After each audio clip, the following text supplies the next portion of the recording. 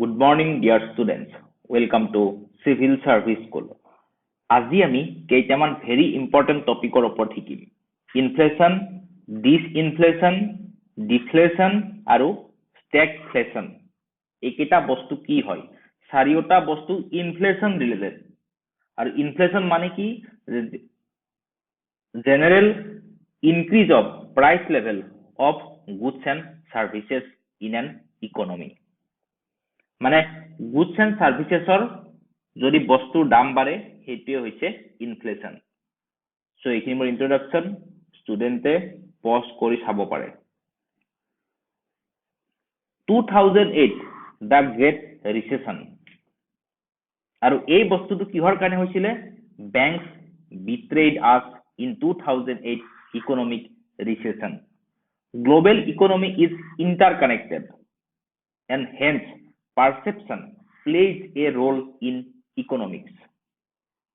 US যদি market ডুবে আমার Sensex down হয়ে যায়। যদি চাইনাত কিবা এটা ইম্প্যাক্ট হয়, যদি সাংঘাই কিবা এটা ইম্প্যাক্ট হয়, তেনেহলে আমার BSE NSE Sensex Nifty down হৈ যায়। গতিকে গ্লোবেল ইকোনমিটো হৈছে ইন্টাৰকানেক্টেড আৰু পাৰসেপশন তো এটা ভাল ৰোল প্লে কৰে। মানে গ্লোবেল ইকোনমি যদি বুস্টিং আপ হৈ আছে তেনেহলে মানুহে ইনভেস্ট কৰে। এতিয়া ইলেক্ট্ৰিক ভেহিকলৰ পাৰসেপশন মানুহৰ ভাল, গতিকে পিপল R investing in electric vehicle segment. আৰু সেই কাৰণে যিবিলাক ইভি ৰিলেটেড ষ্টকস আছে সেই ষ্টকস বিলাকৰ প্ৰাইস লেভেলটো ইনক্ৰিজ হৈ গৈ আছে। So your perception as a rich or poor man will affect others' decisions while financial dealings will be involved. দুখীয়া মানুহক ইকোনমিক্সত পইচা নিদিয়ে। দুখীয়া মানুহক আমি পইচা দিও অন হিউমেনিটেৰিয়ান গ্ৰাউণ্ড। ৰিচ মানুহক পইচা দিয়ে কাৰণ ৰিচ মানুহৰ পৰা সেই পইচাৰ ভ্যালু ইনক্ৰিজ হোৱাৰ চান্স থাকে। গতিকে ইকোনমিক্সত perception always plays a critical role. People will invest in the market if global economy is in good shape or there is hope for betterment.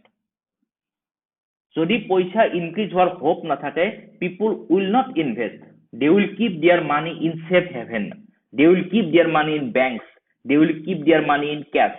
They won't invest because while investing, if economy is not performing well, there is chance that their money will decrease. Clear? So how did 2008 recession started? Banks and financial institutions of USA were giving loans to people to buy houses at very low interest rate for a mortgage. So loan যেতিয়া দিয়ে তেতিয়া কি হয়, এটা mortgage লয়। 2008 ৰ আগত US economy কি হৈছিলে যে banks were giving loan to people at very low interest rate for a mortgage. Virat com interest ৰেটত মানুহক লোন দি আছিলে। আৰু তাৰ ফলত কি হৈছিলে, মানুহে লোন লৈছিলে beyond their capacity to afford. মানুহে পইচা খুজাব নোৱাৰে, কিন্তু people have taken loans because interest rate of loans were very low and it results in default, not paying loan amount back. মানুহৰ affordability to কম, কিন্তু people were taking loan because of less interest rates. Ultimately মানুহবিলাক default হৈ গল। মানুহবিলাকে পইচা বেংকক খুজিব নোৱাৰিলে আৰু ultimately কি হল, NPA non performing assets increased and finally banks failed. NPA কেতিয়া হয়? যেতিয়া no principal and interest paid for more than 90 days. আমি আগৰ ক্লাছত এই বস্তুটো চাইছিলো। More than 90 days, if no interest and principal amount is paid, then it will be a NPA. Lehman Brothers, a 160-year-old financial company, put its shutter down due to this subprime, very low interest rate mortgage crisis. এই ক্রাইসিসটো 2008 economic recession, এইটো কি বুলি কোৱা হয়? subprime mortgage crisis. Subprime মানে very low interest rate. Mortgage crisis মানে mortgage লৈ very low interest rate of loan দিছে আৰু সেই কাৰণে এটো কোৱা হয় subprime mortgage crisis. এটো ষ্টুডেন্টে মনত ৰাখিব লাগিব যে 2008 ইকোনমিক ৰিসেশনক কি বুলি কোৱা হয় subprime mortgage crisis. 2008 economic recession. Subprime mortgage crisis. Clear? Concept clear? ঠিক আছে, next out. After effects of 2008 recession in US economy. Global economy is interconnected. Jodi economic recession US start hoy, it will impact other markets also, and it will impact those markets more which are more interconnected globally. European Union or market বেছি impact করিব than market in Bangladesh or than market in Bhutan, than market in India, because Indian market is not so interconnected than European Union market with USA. Indian market USA লগত interconnected but not so well interconnected as like European Union market. So আমাৰ ওচৰত impact তো কম পৰিব. So 2008 ৰিসেশনৰ impact Indian ইকোনমিত কম পৰিছিলে, কিন্তু ইন্ডিয়ান ইকোনমিৰ IT sector was severely destroyed. কাৰণ আমাৰ আইটি যিবিলাক প্ৰজেক্টস আছে সেই প্ৰজেক্টস বিলাক ম্যাক্সিমাম ইংলিশ স্পিকিং কান্ট্ৰিৰ লগত প্ৰজেক্টস বিলাক আছে আৰু সেই কাৰণে ইউৰোপিয়ান ইউনিয়ন ইউএস ইকোনমিত যেতিয়া ইম্প্যাক্ট পৰিলে তেতিয়া আমাৰ আইটি সেক্টৰতো ইয়াৰ সিভিয়াৰ ইম্প্যাক্ট পৰিছিলে. তো Ben বাৰ্নামকে was the chairman of the US Federal Reserve System at that time. যেনেকে আমাৰ আৰবিআই তেনেকে ইউএছৰ US Federal Reserve System আৰু বেন বাৰ্নামকে আছিলে চেয়াৰম্যান তেতিয়া. Citibank was bailed out by government like capital infusion in India. Citibank insolvency proceeding. Insolvency মানে কি? যেতিয়া মানুহ এজনৰ হাতত টকা নাইকিয়া হৈ যায়, যেতিয়া লোন বিলাক খুজাব নোৱাৰে, তেতিয়া কোৱা হয় insolvent. So Citibank insolvency proceeding start কৰিছিল ইউএছ গভৰ্ণমেন্টৰ লগত আৰু তাৰ ফলত Citibankক গভৰ্ণমেন্টে বচাই দিছিলে. আমাৰ ইয়াত যেনেকে ইন্দ্ৰধনুষ স্কিমৰ যোগেদি ক্যাপিটাল ইনফিউজন কৰিছে চৰকাৰে to the tune of 70,000 crore rupees, তেনেকে Citibankক গভৰ্ণমেন্টে বেইল আউট কৰিছিলে. ক্লিয়াৰ হৈছে এতিয়া?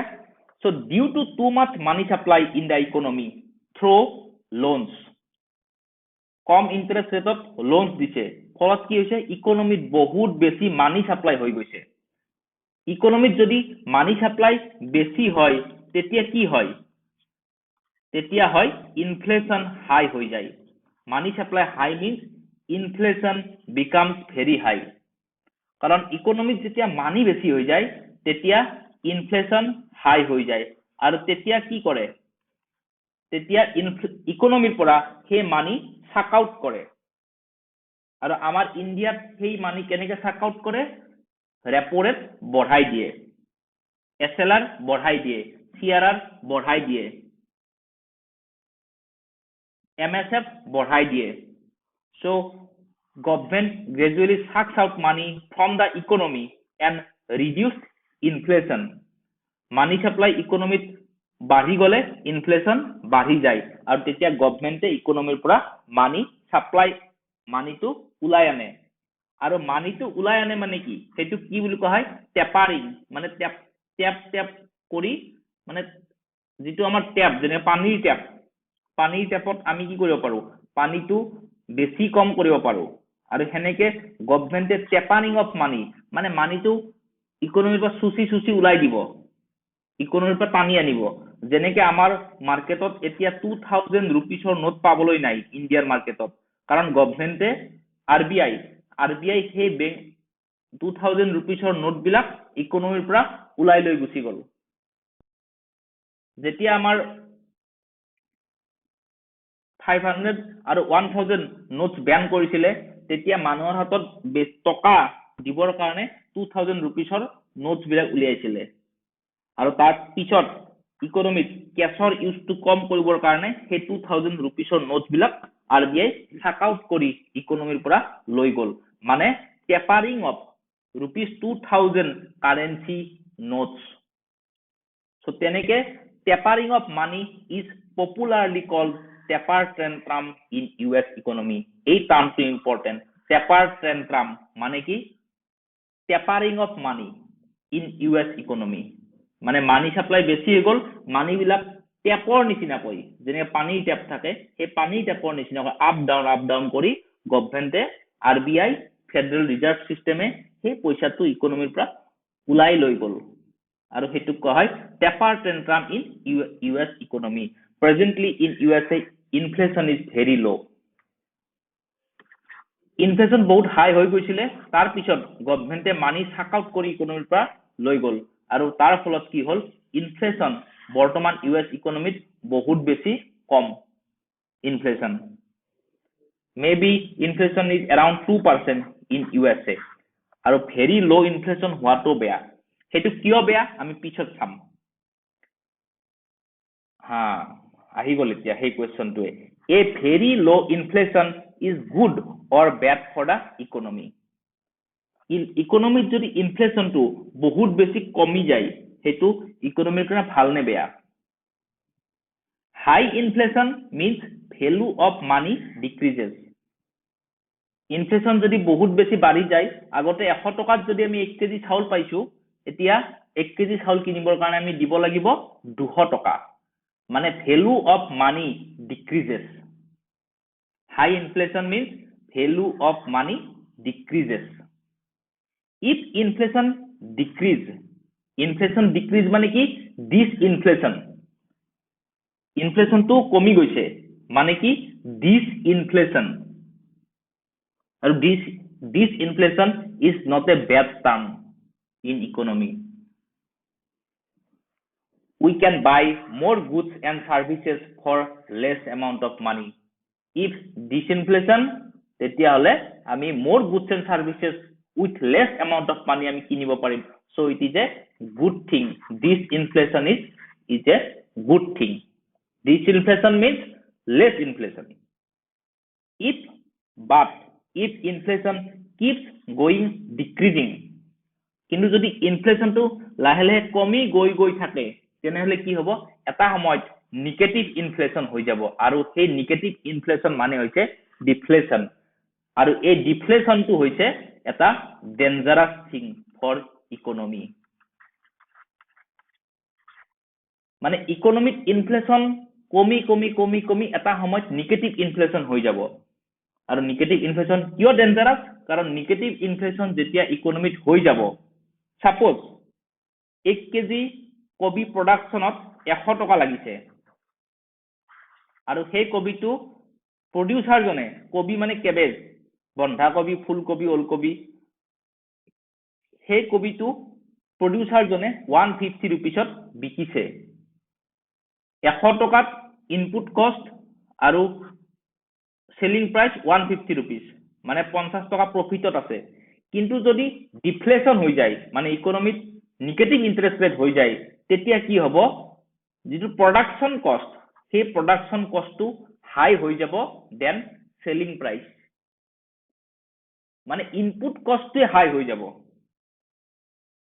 দেন সেলিং প্ৰাইস মানে a farmer will spend more money in producing 1 kg of cabbage than the money he will get by selling that 1 kg of cabbage মানে production cost to high হৈ যাব then selling price of 1 kg of cabbage so it is dangerous thing কাৰণ producer পইচাই নাপাব producer যিমান টকা খৰচ কৰি বস্তু produce কৰি আছে তাতকে কম দামত বিকি আছে so producer produce কিয় কৰিব আৰু যদি producer produce নকৰে দেশৰ মানুহে খাব কেনেকৈ দেশত ফেমাইন হৈ যাব দেশত দুৰ্যোগ উপস্থিত হ'ব আৰু মানুহে যেতিয়া প্ৰডাকশন কমাই দিব তেতিয়া কি হ'ব উইদিন 6 months উইদিন 7 months বস্তু বাহানিৰ দাম ইমান বাঢ়িব মানে এক্সৰবিটেন্ট ইনফ্লেশন হৈ যাব মানে ডিফ্লেশন হ'ব এটা সময়ত কিন্তু সেইটোৱে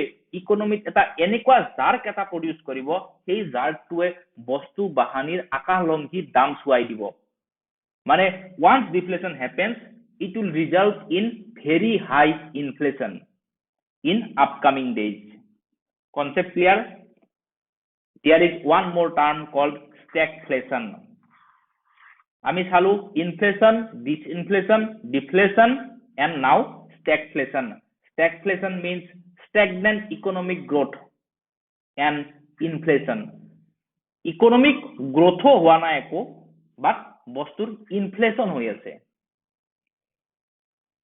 ইকোনমিক গ্ৰোথ হোৱা নাই সাপোজ এটা ইকোনমিক কি আছে সাপোজ এটা ইকোনমিক 1 কুইন্টাল চাউল আছে এটা ইকোনমিক ইকোনমিটোত একো গ্ৰোথ হোৱা নাই মানে 1 কুইন্টাল চাউলই আছে কিন্তু আগতে দাম আছিল সাপোজ 1 কুইন্টাল চাউলত 1000 rupees নাও কি হল ইকোনমিক গ্ৰোথ একো হোৱা নাই বাট ইনফ্লেশন বাঢ়িছে মানে এতিয়া কি হ'ব 1 কুইন্টাল ৰাইসৰ দাম হৈ যাব সাপোজ 1500 rupees সো আপাৰ দৃষ্টিত ইন ভাৰ্চুৱেল ভিউ আমি যদি চাও আমি দেখিম যে ইকোনমিত GDP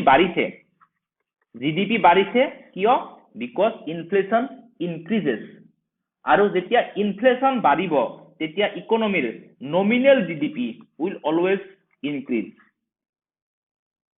Nominal GDP increase hobo, but real GDP এইটো সিচুয়েশনত stagnant economic growth মানে real GDP একে আছে but due to inflation nominal GDP will increase